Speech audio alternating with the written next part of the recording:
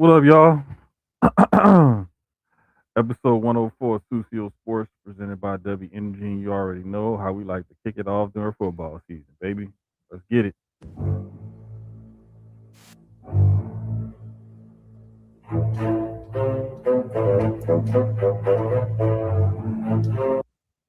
Hold up, we having a little motherfucking technical difficulty in this bitch.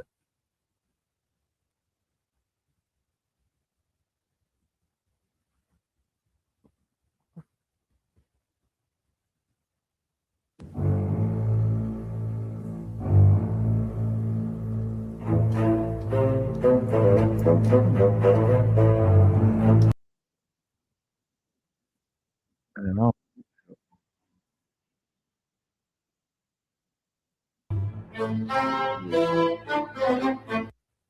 fucking up. Anyway, do what it's supposed to do. Oh, that's why. Let me see. Hold up. Let me see now. That's probably what the fuck happened yesterday.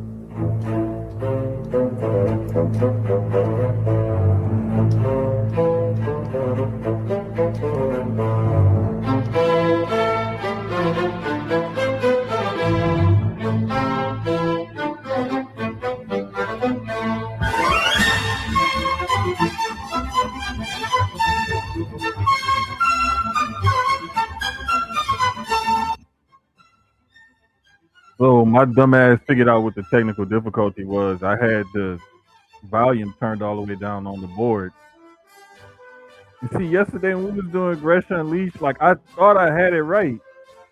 And I must have messed it up there too. Because at first Gresham was like, oh, I can't hear you, I can't hear you, I can't hear you. And I unplugged the soundboard, just plugged straight into the computer with the headphones, and I was like, okay, now I'm good. It turns out I don't know how I did that, because normally when I unplug the board, I put it over in the corner of my room where I keep my stuff at. So just to make sure, like, I don't mess with nothing, I don't mess with none of the settings or anything like that. I even put the board sometimes like behind my TV just to make sure I don't fool with it throughout the week. But excuse me, shit. It is what it is, man. Shit happens. Appreciate y'all for tuning in. Um, we had a pretty eventful week. You know what I'm saying? What up, y'all? Everybody chiming in.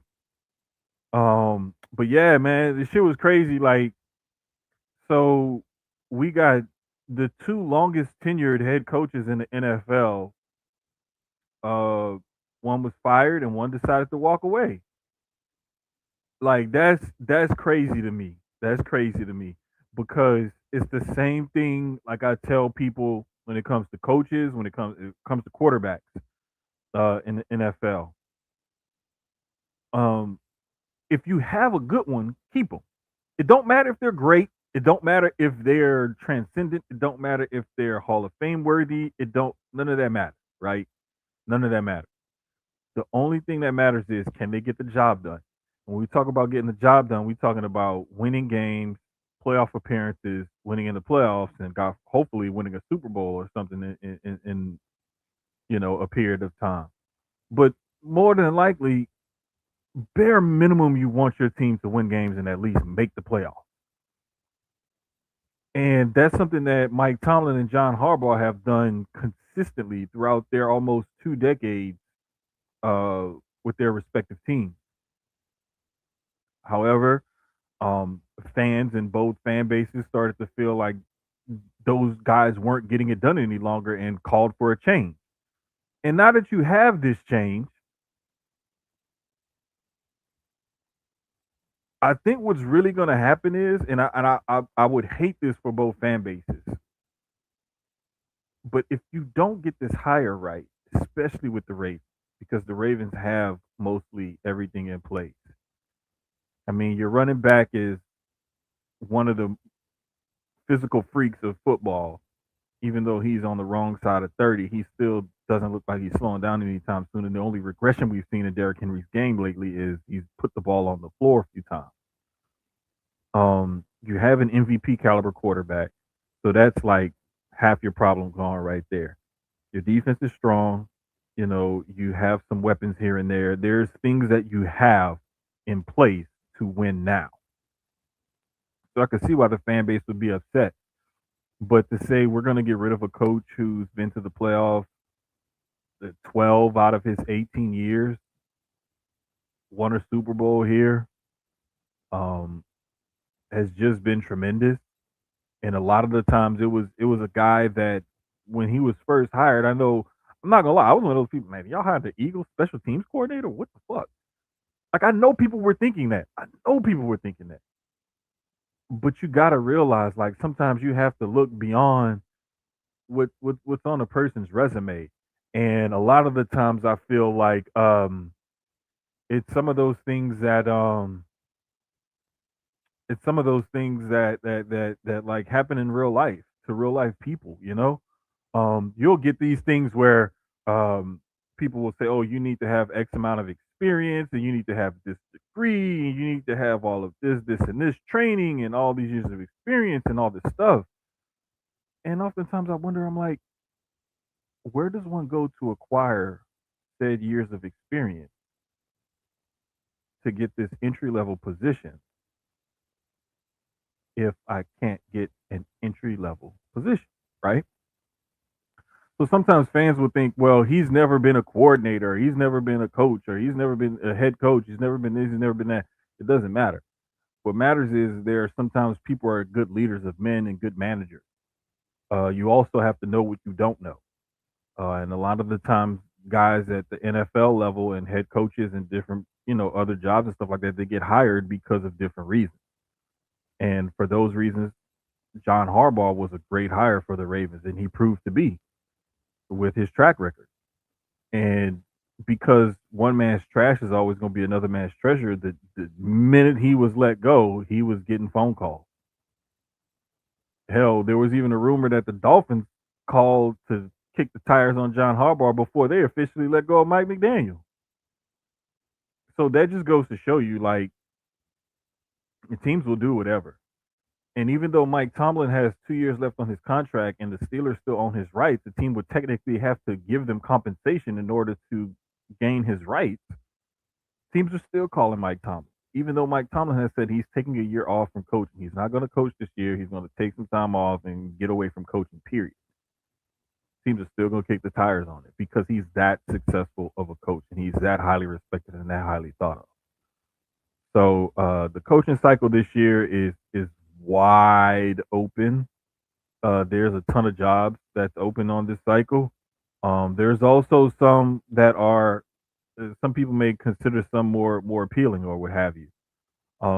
You can rank them however you decide to rank them. I just know that an NFL head coaching job is a great job to have. There's only a handful of them in the league, and if one should be so blessed to have one of those jobs, then you should consider yourself fortunate. And it's a thing where there's only 32 of them, right? So anytime there's only 32 of something, it's an extreme rare thing to have and to hold on to. And if you're one of the people that's fortunate enough to grab one of those, you want to hold on to it as long as possible. You'll do whatever you can to hold on to one of those. Pretty much any coaching job in the NFL is a great gig to have. But it's just that these fan bases sometimes really piss me off and it really like upsets me because it's like, okay, you're not happy with the results that you're getting from this coach. Well, who are you going to bring in that's going to get you the desired result? Who do you think you can bring in to get the desired result that you're looking for since you're not getting the desired result that you're looking for from the current coach that you have? How are you going to improve upon what you already got? And that's the biggest thing about people who want to get rid of their coaches or people who want to not pay or change quarterbacks or whatever. How are you going to replace what you already have? If you have something that's decent to good or whatever, and you think that you can do better, okay, by all means, go ahead. That's your God given right to want to improve upon your situation. Cool. But when the pickings are so slim and you're looking at, because like NFL jobs, coaches and quarterbacks, there's only 32 head coaches and 32 starting quarterbacks, right? Whenever you have a frame of reference or a field that's so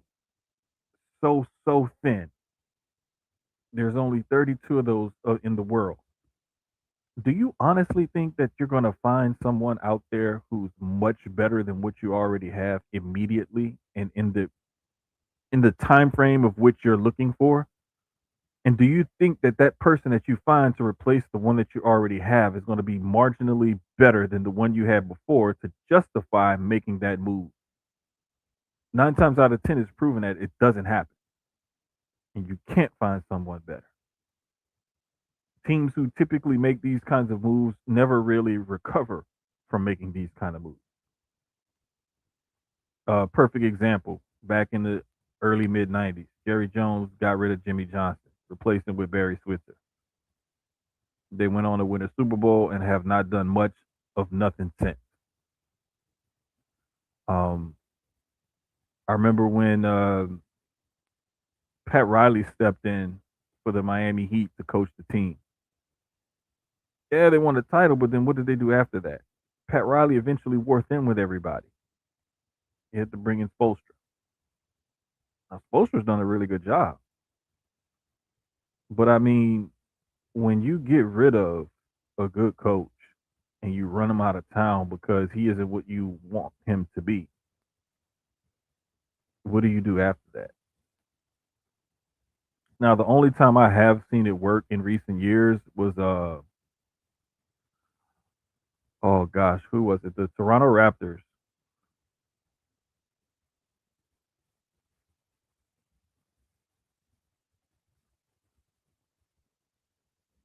when they won that finals, right? Oh boy, hold up. I hate when I do that because like I have like these screens open and then like I'll press something on my phone where I screw up and don't remember how I did it or whatever. But yeah, but yeah, it was the Raptors. I'm trying to look and see. Yeah, it was Nick Nurse. Nick Nurse was the coach. That's right, Nick Nurse. Okay, so it was Nick Nurse, right?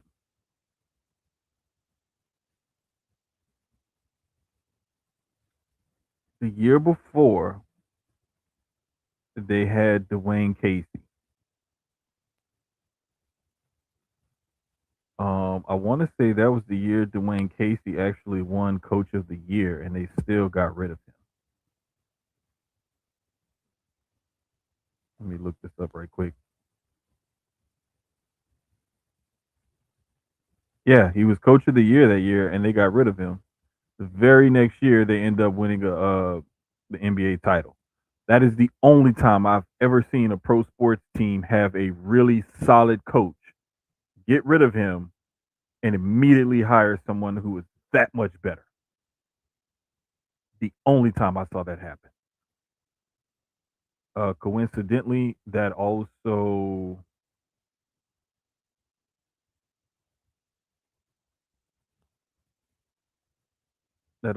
coincided with them trading for and getting Kawhi Leonard that following season. So there is that little caveat to throw in there.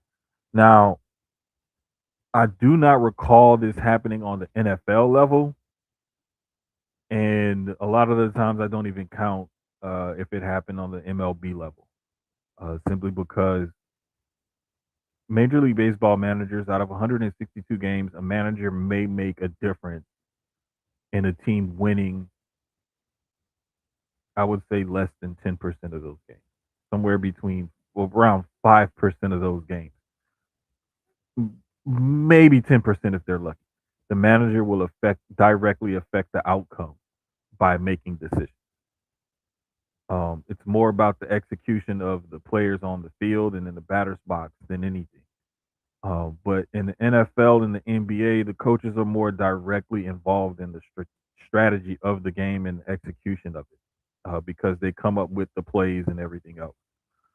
So, but yeah, I just don't get it, man. I really don't get it. And I hear a lot of fans complaining about their quarterback play, mainly because I'm here in Houston. I hear a lot of Texans fans complain about it. I hear a lot of Cowboys fans complaining about their quarterback and Dak. Um, One of the other things that I hear people complaining about quarterbacks but that I well, I'll say this that I don't hear enough of that we should hear more of is about Justin Herbert with the Chargers. Justin Herbert is 0-3 in the playoffs. I want to say he's like 58 out of 106 with 4 interceptions and like 1 touchdown or something like that. He was part of that Chargers team who blew that 27-0 lead to the Jags. The Texans picked him off. I think all 4 of those picks came in that game last year against the Texans, and then he had this awful game against the Patriots this past weekend. Now, this past weekend's loss to the Patriots, I kind of give him a pass for that because both of his starting tackles were out for the season way at the beginning of the year. So he was fighting at a disadvantage from the get go. And I want to say from the center, the right guard, and the right tackle, all of those guys were either the worst or second worst graded at their respective positions according to PFF. And I put some stock, I don't put a whole lot of stock in PFF's grades, but I mean, if you're ranked that low on your position rankings, whatever grading system they decide to use and however they go about grading it and putting that out there, if you're last, the second to last, third to last, or whatever it is, and your position rankings, you're pretty fucking terrible. And that means your quarterback is going to be fighting for his life, whole hell of a lot. So I give him props for that, but at the same time, it's like him being talked about and propped up as one of the better young quarterbacks in this league. Does he have the talent? Yes, he does. However, I need to see what he's going to do next year when Alt and Slater are back at right and left tackle respectively, because Alt was their I want to say he was their left tackle and they moved him to right, or they brought him in at right tackle. Anyway, Rashawn Slater and Joe Alt. Joe Alt played left tackle, but they moved him to right tackle because of Slater. So when Slater got hurt, they moved Alt to left tackle to help protect Herbert's blind side, and then he got hurt. I want to say it was an ankle injury, I believe, if I'm not mistaken. Uh, Next thing you know, he's out for the season. And I'm just like, when are we going to start holding his feet to the fire the way we hold a lot of these other guys' feet to the fire? I see Josh Allen, who just won an MVP last year, who's won playoff games, who's taken his team to the AFC title game, get more criticism about his playoff performances. He and Lamar Jackson have gotten way more criticism about their playoff performances than Justin Herbert has. Now, granted, those guys have had more opportunities to make waves in the playoffs than Herbert has, but at the same time, it's like, when are we going to take the kid gloves off and start calling it for what it is? It's like Justin Herbert's a really good quarterback and he has a hell of a lot of talent. We just need him to step up and show and prove. And as of right now, to me, Josh Allen had, I think, a better year this year than he had last year when he won MVP. Because he was working at a greater disadvantage this year than he was last year as far as weapons are concerned. And I just really think that he's he's gotta he's gotta show it now because there is no Mahomes, there is no Lamar standing in your way on the other side of that quarterback battle. But there are some good defenses left in this playoff. The Broncos, the Texans, and the Patriots all have killer defense. So what he can do against the Broncos this weekend, and then if he can get past the Broncos, whoever he faces out of that Texans Patriots game, he's gonna have to show like, yeah, I can step up and I can still put this team on my back. And it's gonna be even more difficult because they're down to 3 healthy wide receivers on their roster right now. Brandon Cooks, Keon Coleman, and I want to say Khalil Shakir. Uh, Shavers and Gabe Davis are both out. I believe Gabe Davis tore his ACL, and I can't remember what happened to Shavers. But yeah, both of those guys are gonna miss the rest of the playoff pretty much. So they're going to be looking for more help off the practice squad, free agency, what have you, for wide receiver help for this weekend. Um, that Broncos team has been sitting there marinating, and that defense is ridiculous. So if Josh Allen can go to Mile High and take on that Broncos defense and come out victorious, that's going to get a monkey off his back. But I think that he has to have a Super Bowl appearance in order for him to truly like get the monkey off his back and quiet the critics. Um, As far as Bo Nix and the Broncos are concerned, I think that that team really does have a good shot at making it to the Super Bowl because they secured home field advantage throughout the playoffs. Uh, the defenses win championship, offenses sell tickets, and that team has a ridiculous defense. They're relatively healthy as well, so that's going to bode well for them. Um, I'm looking forward to that matchup this weekend, and I do see the Broncos winning simply because I don't think Josh Allen will have enough firepower to overcome that defense. I know most people may think that that sounds crazy, but they've been having Keon Coleman been a healthy scratch for different games this year um, because of his different off the field issues, showing up late to meetings and not really putting forth the effort that you're supposed to as a professional.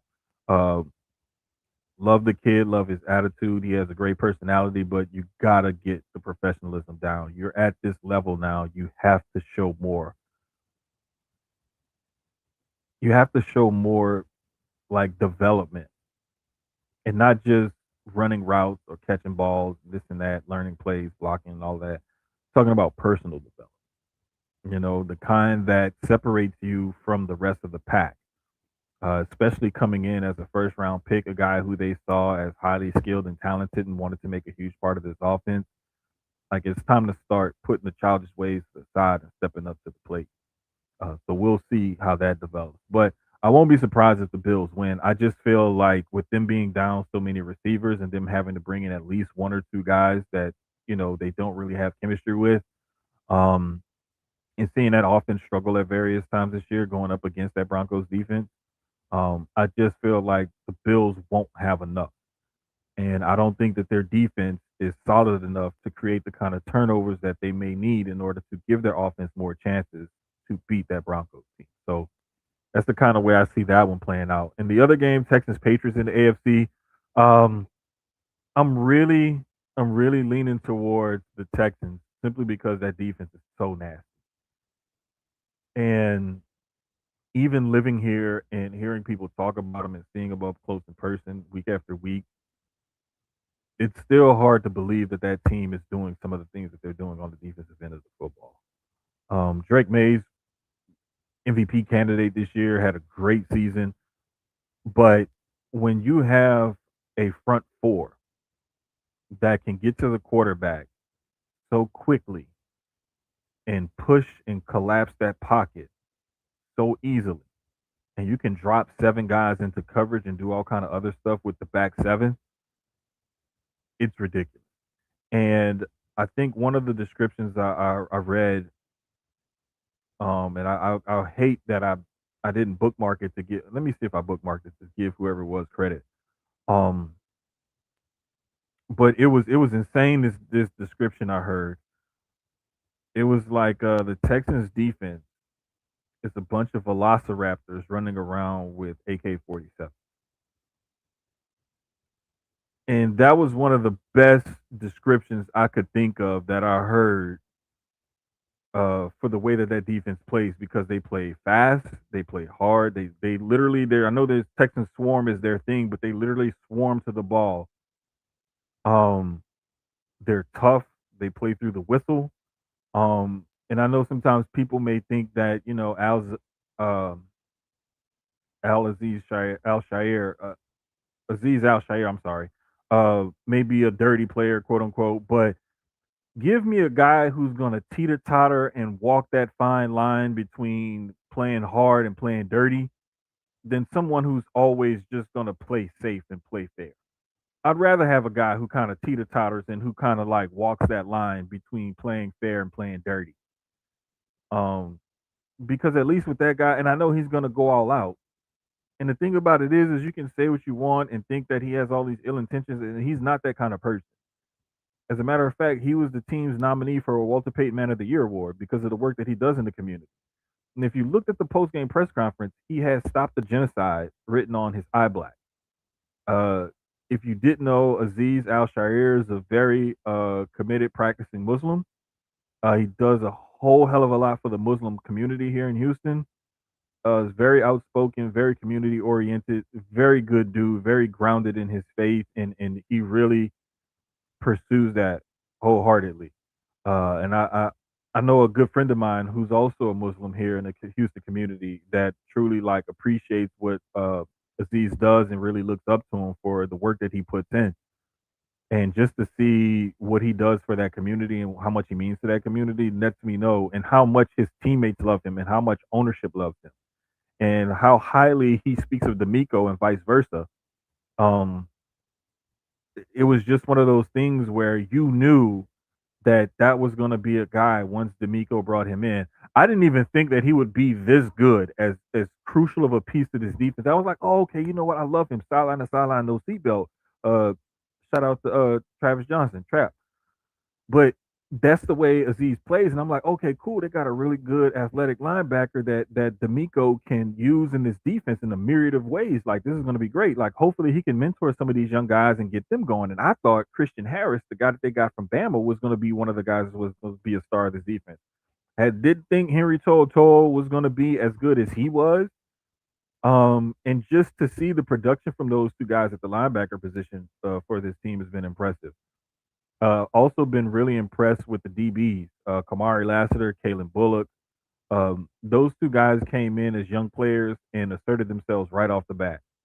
Uh, a lot of people didn't know or didn't think that Jalen Petrie would have a way in his defense, and I kind of thought like I was like, man, I'm kind of scared of them putting him in that nickel spot because he has his challenges in coverage. And to his credit, Jalen Petrie has greatly improved his coverage skills to the point where he's one of the top nickelbacks in the league right now. Because of his ability to cover running backs, tight ends, even sometimes wide receivers in that slot position, or to play safety, to move around that defense in that defensive backfield and just do whatever it is they call and ask for him to do. He's been a real Swiss Army knife for that defense, and I love watching that kid play. New England's defense really ran roughshod over the Chargers because their offensive line wasn't good. Now the Texans, even though they've had their challenges along the offensive front this year, um, reshuffling and retooling, um, I still think that they're better than what the Chargers have. So will we see? Excuse me. Will we see another turnover prone performance from C.J. Stroud? I doubt it because despite what people may think and what they're talking about, some people in the fan base and in the media and whatnot, Stroud has not had a year where he's fumbled the ball and turned the ball over a ton. Now he has had some what the hell throws and interceptions, but not the fumbles. So that whole center quarterback exchange fumbling thing and him just generally fumbling, I don't think that we're going to get that this week. Um, he may throw one of those what the hell interceptions, but I think that after the way he played this past week on Monday Night Football against the Steelers in Pittsburgh, I don't think that we'll get a repeat performance of that from C.J. Stroud this week against the Patriots, even though the Patriots have a really good defense, similarly to what the Pittsburgh Steelers have. I don't think that we'll see a repeat performance of him. What the Texans are going to have to do and watch out for is the Patriots' run game and the Patriots getting the ball to those running backs out the backfield. Now, getting the ball to the running backs out the backfield is something I'm not as concerned about, but that run game, Texans have been prone to the run game, giving up big plays on the ground. The Steelers tried to do it. They also tried to do it with the quick passing game. They did make any adjustments. The Texans adjusted and they shut all that shit down. However, with the Patriots, they block better up front. So you won't get to them, Drake May, as easily. Those corners and the safeties and linebackers are going to have to cover a little bit longer than what they're used to. But if they can somehow contain that offense, especially that run game, to shut down that play action game and to shut down those shots that Drake May will take deep down the field, especially some of those out breaking routes and whatnot, where he has those receivers that will hold on to the ball and will catch the ball. I think that the Texans will give themselves a shot. However, if they continue to shoot themselves in the foot on offense, the Patriots are going to definitely take advantage of it. Underestimated move of the week by the Patriots was signing Darrell Taylor, former Texans defensive end, to their team. Texans had to cut Taylor Monday morning or so, or Sunday night, Monday, somewhere right before the game with the Steelers, to make room for Jalen Reed because they felt like they needed more depth in their defensive backfield. By this being the playoffs, rosters are set. They couldn't really do much. They had to cut him and bring in Jalen Reed. They felt like they have enough depth on the D line. They needed more depth at DB. The Patriots end up signing Darrell Taylor this week. Great move by them. Love the move.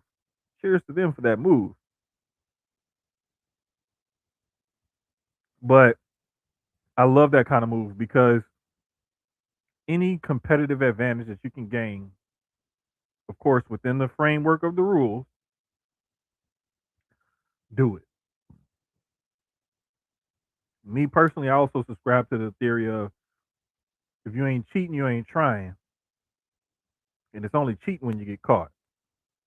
So, hey, if you can try something that'll give you a competitive advantage that's within the framework of the rules and it works out, more power to you. Great. Happy for you. Mike Vrabel has that team hitting on all cylinders. And that's going to be a really good matchup to watch on Sunday evening, Sunday afternoon, I say.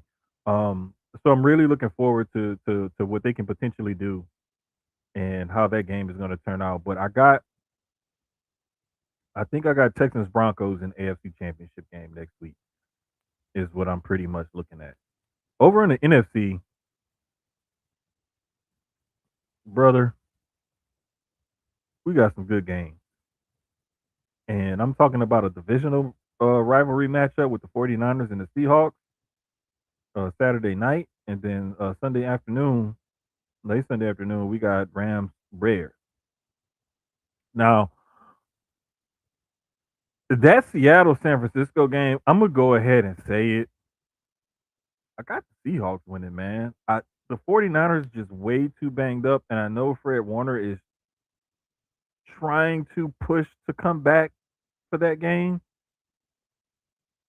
Even if Fred Warner is cleared and he can play, 75% of Fred Warner is better than 100% of a whole hell of a lot of linebackers in this league. 60% of Fred Warner is better than a shitload of linebackers in this league. And with them just having one of their other linebackers who really stepped up in a big way, I can't recall his name at this moment in time, but he just went down last week with a season-ending injury. So they really need Warner to come back just to give them an extra body to throw out there against the Seahawks. But the way that Seattle team has been playing on both sides of the ball, excuse me, I'm finding it hard to find a way that the 49ers can win that game unless they just shut down that run game, get a whole bunch of turnovers, and they jump on time. Sam Darnold starts fucking up and making mistakes that he hasn't been making all year. JSN is dropping balls left and right, stuff that Seattle hasn't really done all year. The 49ers are going to have to force them into those kind of turnovers in order to have a shot at winning that game, I think. I think it's going to be a highly contested game. I think it'll be a really close game, but I ultimately have the Seahawks pulling that one out. Again, just because I believe in that defense. Same thing on the AFC side. I believe in Houston's defense more than New England's, and I believe in Buffalo's defense. I'm sorry, I believe in the Broncos defense more than Buffalo's. So I'm picking the Seahawks over the 49ers in that one. With that Rams Bears game, I'm going with the Rams over the Bears. And the main reason why I'm picking the Rams over the Bears, even though the Bears are hosting that game Sunday afternoon, Sunday evening, is because I believe in the Rams defense more than I believe in the Bears defense, but I also believe in Matthew Stafford more than I believe in Caleb Williams. The Bears have had to pull out a lot of late game victories this year and a lot of late game heroics and whatnot. And I just feel the difference in experience at quarterback uh, and just the style and the way that Rams defense plays. I believe in them a little bit more than I believe in the Bears. And I think that with the experience of play callers and the experience of the triggermen for the Rams, I just put more faith in the experience that those guys have on that side. So we're going to see Rams Seahawks in the NFC Championship and Texans Broncos in the AFC Championship next week. That's how I'm looking at it right now. If I'm wrong, hey, y'all know I'll be the first one to come on here and admit that I was wrong. But a lot of the times I'm not really that far off. when I look at games and I analyze them the way I do, because I'm not looking at it from a fan's perspective. I'm looking at it just, what do I see? What do I think? What do I prefer? How have these teams been performing this season? How have they performed historically the last couple of years with the iterations that they're currently in, so on and so forth. And I just look at it like, I feel as though the Texans, the Broncos, the Seahawks, and the Rams are better equipped at taking their opponents out than the Patriots, than the Bills, than the 49ers, and the Bears. Hey, if they put all these teams in a hat and drew different matchups, maybe I might pick different teams. But typically defense travels, and the four teams that I picked to win this weekend, I just have a little more faith in those defenses over the other defenses. So that's exactly why I picked the games the way I picked them. But yeah, we should get some really good games coming up. Um, Also looking forward to this national championship game. While we're on football, we'll just stay on football. Um, Between Miami and Indiana. Now, if you haven't been keeping up with uh college football, shame on you. But yeah, we got that game coming up Monday night. That's right, Monday night, 6:30. Now it's a home game for Miami because it's in Miami Gardens. It's at the Hard Rock. They don't have to travel. There's going to be a ton of Hurricane fans there, ton of luminaries and celebrities and whatnot there. And basically, Indiana, even though they're favored by 8.5, they're like a de facto underdog in this game because they're going against a blue blood program in the national title game, a place they've never been, in this other team's backyard. Even though they're undefeated and they're clearly the best team in college football this whole year, leading up to this point, they've been pretty consistently good. They found a way to win games that they were out of, and they've consistently beaten teams that they should beat, and they successfully handled teams that were set up to be in their way, and teams that people thought would be able to defeat them. They've slayed everybody, and they've come to this point. And shout out to Kirk Signetti for getting this accomplished in 2 years, right, at Indiana.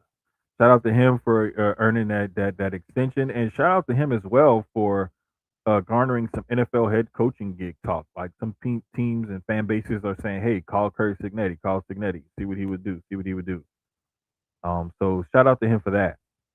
But when you're going against a team in their backyard, it's supposed to be a neutral field, and there's this long storied history of this program, being that good, dating back to the late '80s.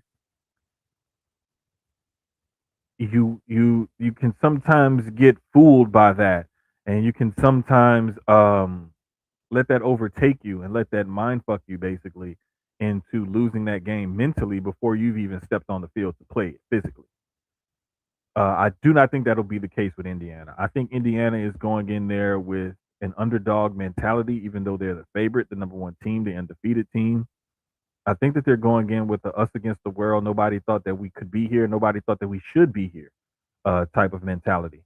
And I think that's going to lead them to a victory. Will it be close? Yes. And I've bounced back and forth on this because I just feel like when the team is on the roll, the way Miami is on the roll, it's hard to stop them. But you also have to think about the flaws that Miami has as a team, and sometimes they don't always play as consistently as they should. Um, just like last year when Cam Ward would throw them into situations and then throw them out of them, Carson Beck in that offense has kind of done the same thing. Even though Beck hasn't had like a ton of turnovers or anything like that this year per se, to say that he's been like just terrible or anything like that, I'm not saying that. But it's the fact that, I mean, he's had 11 interceptions this year, which is kind of a lot, to say you're in the national championship game. But still, in the grand scheme of things, I mean, they've had their issues, is what I'm trying to say. and they've had their ups and their downs, and they've had their struggles with consistency this season. And I think that that's going to come to a head against Indiana because despite Indiana having their struggles this season, their ups and downs, they've always consistently found a way to overcome them and win games. Miami has not done that. So that's why I'm picking Indiana. I know Indiana's favored by 8.5. I think it'll be a little bit tighter of a game. I think it'll be like it'll end up like a 31-27 type of game or something like that, or 27-24 or something like that. I think it'll be a one score game. I don't think it'll be a two score game. The number's right at 8.5, which is teasing a one score game. If you take, Miami and the point,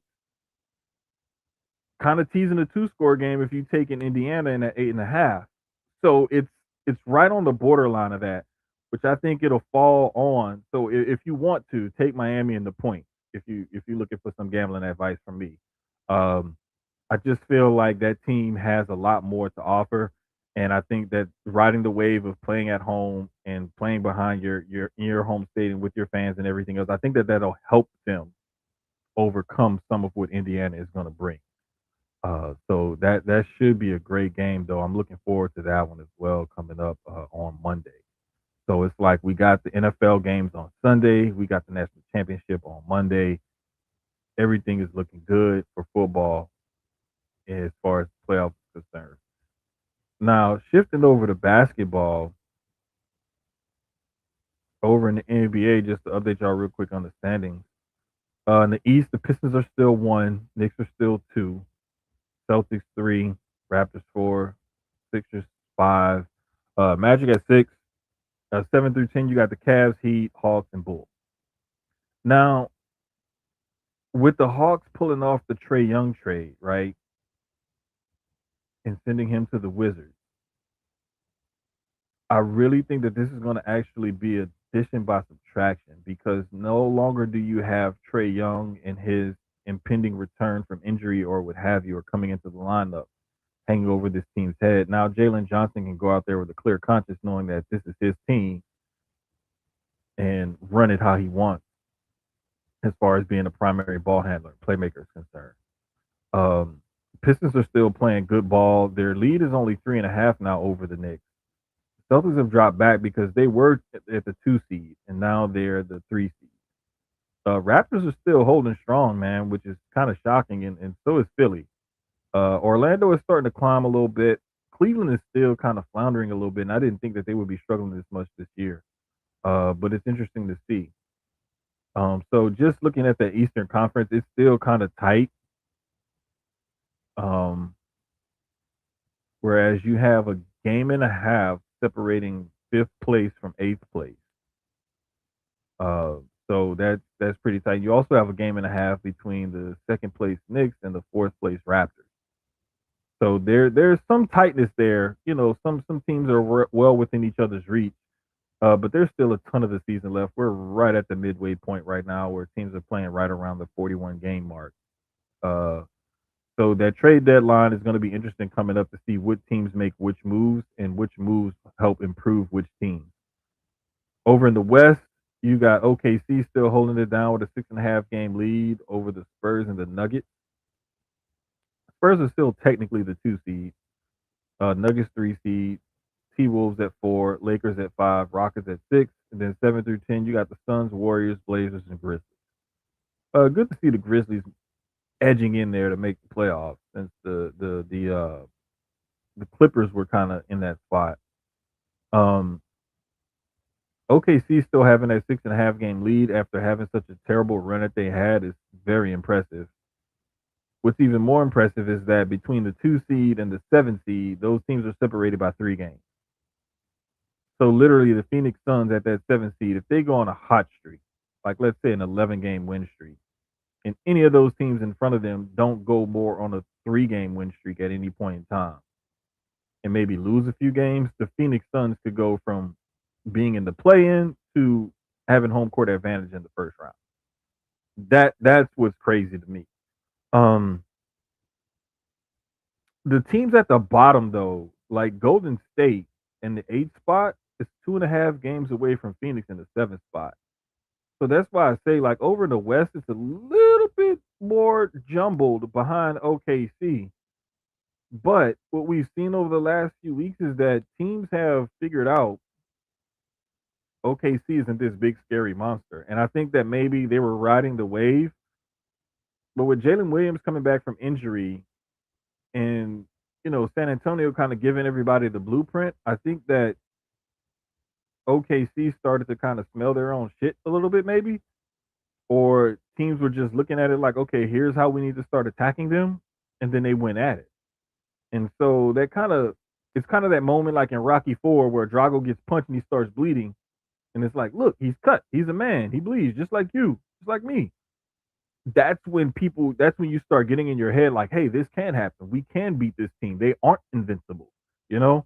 And teams start to believe that they can win those type of games. And so it's going to be interesting down the stretch, the rest of the season, the second half of the season, to see how teams play OKC and how they,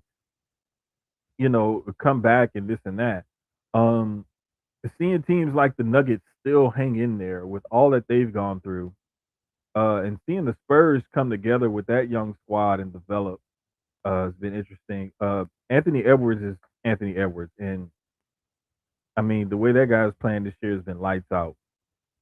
Um, I know some people were saying that the Suns traded KD at one point. They were ranked just ahead of the Rockets in the standings, and people were like, they're better off without him, and this, that, and the third, and blah, blah, blah. Yeah, Alfred Şengün just came off missing like 2 weeks of the season, and he's their second best player.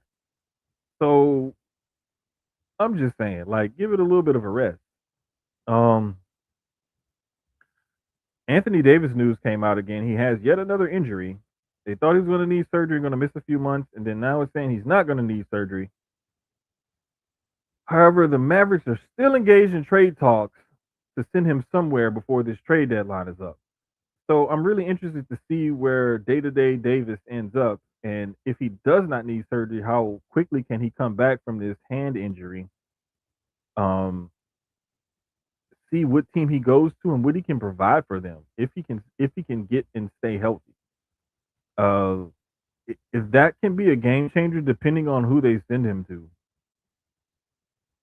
Uh, I know the Warriors were one of the teams that were interested, and I can't remember the other couple of teams that were interested, but I know the Warriors were definitely one of them that was in talks with the Mavericks. But we shall see how that ends up going. But even when Wimby was out, the Spurs weren't that bad of a team. So definitely look out for the Spurs because they have a young team. They have a very good defensive team, especially on the perimeter. Not just funneling everything to Wimby for him to get 2, 3, 4 blocks a game, but those guys on the perimeter can really defend, and that's part of the reason why they gave OKC so many fits this year in the 4 games that they've already played. Is because those guys on the perimeter can switch and really defend all of those positions. And then you're funneling everything towards Wimby, and then he's, erasing shit or making people change shots and whatnot. And so that defense is killer. And again, same thing with football. I love a good defense in basketball. I love a good team that can run and score the ball, but I also love a team that can play solid defense as well. So definitely look out for the Spurs. Um, Lakers have been so up and down this year, man. Like Luka's been playing out of his mind. Reeves has been playing out of his mind. The whole shit with LeBron and Rich Paul saying that the Lakers should trade Reeves to get a big man and all this other crap. Like sometimes you just need to shut the fuck up. Sometimes shutting up is better than saying whatever it is that's on your mind. And one of the biggest reasons why I feel like that is because like you making shit awkward in that locker room and you have clients on that team, namely LeBron. Why would you make shit awkward in that locker room on purpose? You're an agent, you're not a GM, and you shouldn't even be doing this kind of stuff because it's divisive and it makes you seem like it feeds into the narrative that you guys are trying to control the league and control the team and, be the de facto GM. Just say, hey, you know what? Talking to my guys on that team, they would love to get some help. They would love to make a move or do this and do that. I'm just gonna sit back and watch and see what happens. there's no need to say specifics and specific names in specific trades. That was just asinine. It was stupid. It was uncalled for. LeBron, of course, had to play PR person for his agent and basically deflect and say, "Nah, Reeves is my guy." Blah blah blah. If I was him, I call Rich Paul over to the crib or whatever and slap him upside. I said, "Man, shut the fuck up and stop doing stupid shit like that." You know, a lot of the times this feeds the narrative where people say, and I know there's other things socially, politically, financially, whatever people say on these other podcasts that get them into trouble and say we need to take away all the podcast mics and whatnot. But stuff like this in sports is one of the reasons why some people do not need to have podcasts or don't need to be on podcasts because your contribution to the content creation world comes at a detriment to your main focus. And anytime you're a content creator, but your main job is something else, and your content creating starts to take away from your main job, that's when it's time for you to shut the fuck up. So, congrats to Rich Paul. He got our shut the fuck up award for this week. The ladies have started Unrivaled, um, and I just saw the commercial. They play on Fridays, Saturdays, Sundays, and Mondays. Because I couldn't remember the schedule last week when I had brought it up to talk about it briefly. But yeah, they play Friday through Monday on TNT or the Turner Sports Network, whatever, HBO Max, and all of that. So definitely going to be checking some more of their games out because I've seen some stupid performances. Like the other day, I want to say Chelsea Gray had like 41 of her team's like 70 points in a win. Um, Dewana Bonner had a big game. Alicia Gray had a big game, and somebody else had a crazy game just this past weekend. I can't remember, but those ladies are definitely killing it out there and unrivaled. Full court 3-on-3 is more fun to watch to me than the one-on-one stuff. I know Keys likes the one-on-one stuff. I prefer the 3-on-3 stuff. Um, so especially with these ladies because they're active athletes as opposed to the big three where it's a bunch of retired NBA players and it looks kind of clunky a little bit. I prefer these ladies over the men's big three simply because these ladies are active professional players. Again, like I said, where the other guys are, retired for several years NBA players. So it's cool to see those guys get back together and still have that competitive nature and spirit, but it's half court. It's one thing. They're much older, not as athletic. These ladies play full court 3-on-3, so I think that's pretty dope. So that's why I like that. As far as college basketball is concerned, um, man, this year I'm still okay. So biggest jumpers in the polls this week. We got Virginia jumping 7 spots up to number 16, and Florida jumping 7 spots into the top 25 this week. Biggest fallers. We have Bama dropping to number 18, and we had Tennessee and Georgia both dropping 3 spots in the poll. That's in the AP poll. You still got a couple undefeated teams, Arizona and Iowa State, Nebraska, Vandy, still undefeated. Shout out to them. Um, so you still got some teams that's undefeated and got a whole bunch of teams with one loss, a whole bunch of teams with 2 losses. So we're still at that point of the season where there's a lot of teams that's still looking really good. Um, Water will find its level, and like I said last week, we're getting into conference schedule. So this is where we really start to see teams separate themselves and cut their teeth. Over on the ladies' side, rankings go. Oh yeah, Oklahoma did take I think they took 2 losses this week and dropped 8 spots. Iowa State dropped 8 spots also. Uh, OU is down to 13, and Iowa State is down to number 19. Bama's up to 21. They moved up 5 spots, and Ohio State moved up five. I'm sorry, no. LSU, because they beat Texas. They actually jumped 6 spots, so they're the biggest gainer this week. LSU jumping up 6 spots. That was a good game too, man. They want to say they beat Texas 70-64 or something like that. Really good game. A little bit of controversy after that game. Teams didn't shake hands. I want to say it was that game or it was another game LSU. But it was a game LSU was involved with. Other team didn't want to shake hands. Um, the optics of that camera shot after that game looks like the other team were some sore losers. However, it came out and was said that both teams agreed not to shake hands as far as spreading the flu is concerned because there was a flu outbreak. I don't know if I'm really buying that, man. It seemed like a bunch of bullshit to me. But we're not in the inside of these discussions. We don't know. That could be, exactly what happened and exactly why they didn't shake hands. I don't know. It just seemed a little fishy to me. Um, that said, I'm still looking forward to the women's season, and I think that again, we have more top heaviness on the women's side of things than we do on the men's side of things. So I still think that there's only a handful of these ladies teams that I could see winning the national championship, as opposed to on the men's side. You could look at damn near anybody in that top 25 and throw a dart and say, okay, I can make an argument for this team winning the national title this year. Um, the women's side, it's a little bit more top heavy. I can see only a certain few teams winning it on that side, but still, there's one, two. We still got UConn. We still got Vandy. Vandy is undefeated in the men's and women's. Shout out to Vandy, man. Shout out to Vanderbilt. I'm just now realizing that both their men's and women's teams are still undefeated right now. So huge shout out to them. Um, but we still have a few teams on the women's side that's undefeated. There's more teams on the women's side in the women's rankings with like 2 or 3 losses as opposed to on the men's side.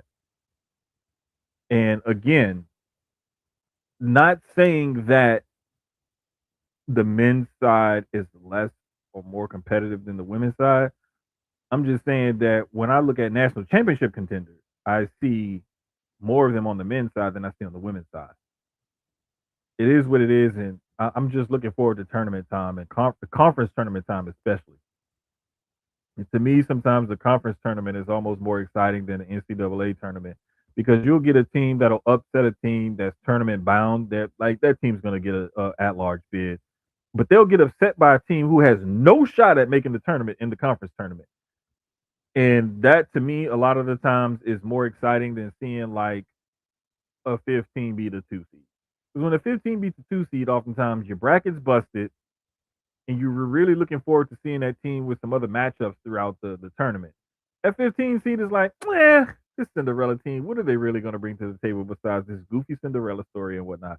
So, like, you get some of that, but I mean, it is what it is. I like conference tournament time, like I said, for the reason I said it for. As far as the actual tournament itself, I don't know, man. Both tournaments have been really good the last few years. I can't really say the women or the men's have been more exciting. I'll say the women's probably have been more exciting, even though um, there's less of a chance of you finding all these variables where a different team may win a national title on the women's side. I still think sometimes theirs has had a little bit more drama um, from time to time. Even though there's also been blowouts in Final Fours and national championship games on the women's side more than on the men's side. Uh, to me, sometimes the way they play and the intensity of their play is just a little bit taken up a notch. But either way, women or men's, the brackets, the tournaments, conference, the national title tournaments, always looking forward to both. So it is what it is. Um, anything else that I wanted to go over or cover or anything else? I'm trying to think, man. I think that was it. Oh, that's what it was. Dante Moore decided to go back to school. This is going to have the Oregon quarterback. This is going to have several dominoes that are going to fall. And I need y'all to follow me and stay with me here for this. Number one, him going back to school means that there's one less top quarterback that was looked at as a top pick in this year's draft that's going to be coming out, which means the next guy up, pretty much Ty Simpson from Alabama, declared for the draft. He now gets catapulted to, instead of some people saying late first, maybe early second, he may be looking at an early first round pick now because teams are quarterback starved in that top five. Jets, Raiders, uh, maybe the Browns might need somebody. You never know. But there's teams that are definitely quarterback starved in that top five.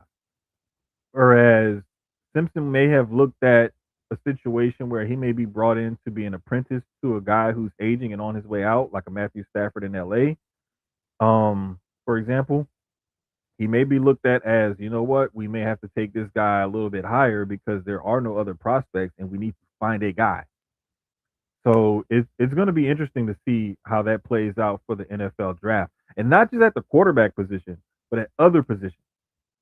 So what if a team was quarterback hungry? They don't feel confident in taking Simpson and they decide to go in a different direction and take another player instead because Moore isn't there. They don't feel confident in Simpson.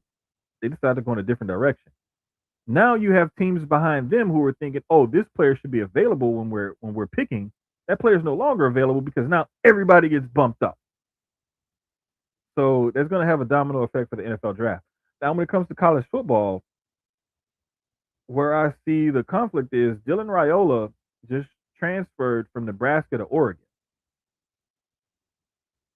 He did that before Dante Moore made his announcement. Dante Moore made his announcement today saying that he's coming back to school. Does Raiola stay? Does he take a red shirt this year and sit?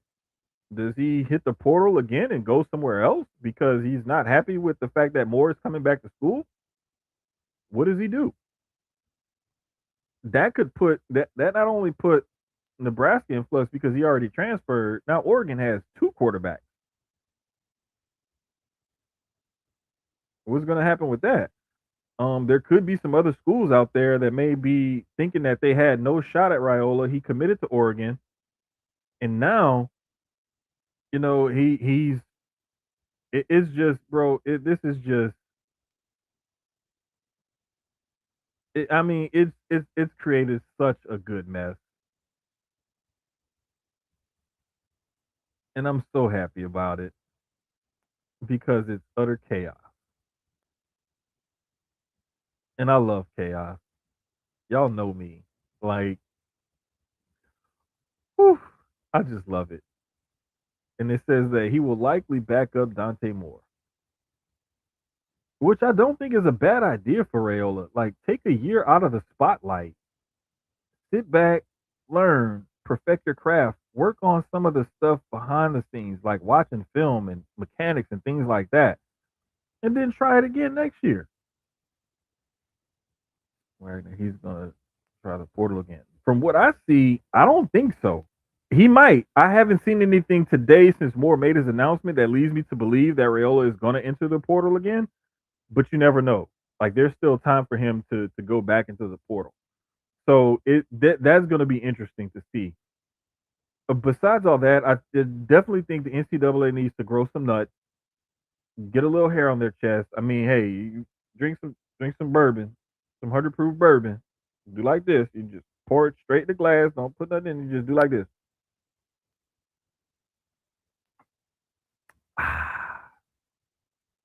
Take a big swig like that. Let it hit your chest and say, "God damn it, we taking over this shit." Fix the portal, fix the coach and player movement thing, give your offseason a real schedule so that players and coaches can move about in a more professional, less chaotic manner. So that way your sport isn't going through this flux of coaches hopping schools before, during, and after conference championship games during the middle of bowl season, and you still got the playoff going on and a championship game, and now the portal's open. It's just way too much shit going on. I say a couple of coaches have come out with great ideas. Move the season up a little bit. Play the national championship game right on the first, second, third, that first week of January. Open up the portal after the national championship game. That portal the coach movement thing, all of that should be done by the time February gets here. So that way teams can have things settled, figured out. They can know what their spring practice rosters are going to look like, go into spring semester and spring practice, and be good to go. And you don't have coaches flip flopping schools and schools having coaches on loaner to other schools because they're not ready to leave and they're still playing in CFP and bowl game. All this is just way too much shit. Make this less confusing, less invasive, and less clunky by just creating a fucking schedule. And all you have to do is get those conference commissioners, sit around the table and say, hey guys, listen, we don't like it no more than some of you guys. Let's all agree on a schedule that we can do to make this better for everyone involved and make the sport more enjoyable for everyone involved. So we can keep making billions of dollars. The money's going to be there. The money's going to be there. It's not going away. It's too big of a juggernaut for it to fall off or for anybody to lose any significant amount of money that's going to make a huge difference. However, what I do see as a problem is the way the schedule is going and the way it gets in the way of things that teams are trying to accomplish still with their season. So I would just love to see the NCAA, like I said, grow a pair, put some hair on your chest, say it with your chest, and come out and set a damn schedule, okay? So that's my little rant for this week. I ain't even want to put no music to it or nothing. It was just something that it's just been bothering me to look at because I see, even though like the school that I love, LSU, the school that I attended, Tulane, they were both affected by coaching changes this past offseason where John Summerall had done a good job for Tulane and took the Florida job. And then you had Brian Kelly get fired because he did such a shitty job. And then they wooed Lane Kiffin to come over from Ole Miss and all of that mess. And just to see how these things tend to go, I just knew that something needs to be done about it. And it's not fair for a school like Ole Miss to lose some of their coaching staff and have some of them on loaners and the players are all of this shit. And they're trying to win a national championship. It's not fair to the schools to have to try to go scrambling for a coach and they're trying to look at a playoff game. They're trying to hire a new coach and coaches are still trying to recruit guys who have made commitments and they're going to new schools and they're leaving other schools. And it's just so much messiness. Create a better off-season schedule. Similarly, look at what the NFL has done with free agency and the draft, and coaches can't interview until their team is eliminated from playoffs, and like they have rules set in place. Put these kind of rules and parameters in place for the NCAA, for the transfer portal, and for coaches to switch schools and take other jobs and interview and so on and so forth. Set this shit up to where if you're playing the national championship game in that first week of January, let's say on a Monday, you should be able that following week or whatever. The portal should open. Coaches start to transfer and interview. Matter of fact, coaches can't interview for another job until their team has played and played their bowl game and or been eliminated from the playoffs. Put that rule in place. Players cannot enter the portal until the season is completely over with for everybody. Just make it plain and simple. But when you do too much, you get too much. And right now, the game of college football is doing way too fucking much, and they need to get a hold of it. But I'll get off my soapbox. I'll get off my rant. This has been episode 104 presented by Dubby Energy, Stucio Sports. I appreciate y'all for rocking out with us this evening. We'll get back to y'all next week, man. Hopefully we have a good national championship game and we can talk about the setup for these AFC and NFC championship games. Let's see what the ladies do this weekend in Unrivaled. I want to see who's gonna put on another like stupid performance this weekend. From those ladies. I also want to keep an eye on the NBA and things that are going on in the NBA and the standings this week. Keep an eye on college basketball too, because like I said, getting into the conference schedule and you're getting closer and closer to March, the schedule starts to intensify. So we should see the level of play and the intensity of play pick up a notch or two in these next couple of weeks. So I'm definitely looking forward to that in college basketball. Um, NBA trade deadline is still coming up. We can still see some things shift and change with that. So still got a lot to look forward to. Oh, Alex Bregman signed with the Cubs this week. I knew it was something else I meant to get to. Real quick, let me address that. I think that there's going to be valuable because of his clubhouse leadership skills that he's going to bring to that Cubs team. I also think that's going to hurt the Red Sox a little bit because you signed him to play third. You had Rafael Devers there. I play third. I play third. Now you don't have either one. Fucking sucks for y'all, but you put yourselves in that position. Um, my only thing is that Bregman kind of showed last year that he still has it, quote unquote. He's still a really good player. I'm just wondering if it was maybe just the injuries and stuff and the mental aspect of the injuries and overcoming the injuries and rehabbing them and everything else and the pressure of being that guy in Houston got to him to the point where he just needs to get out and get healthy and once again prove who he really was. And the Astros weren't willing to pay him what he was looking for, so he had to move on.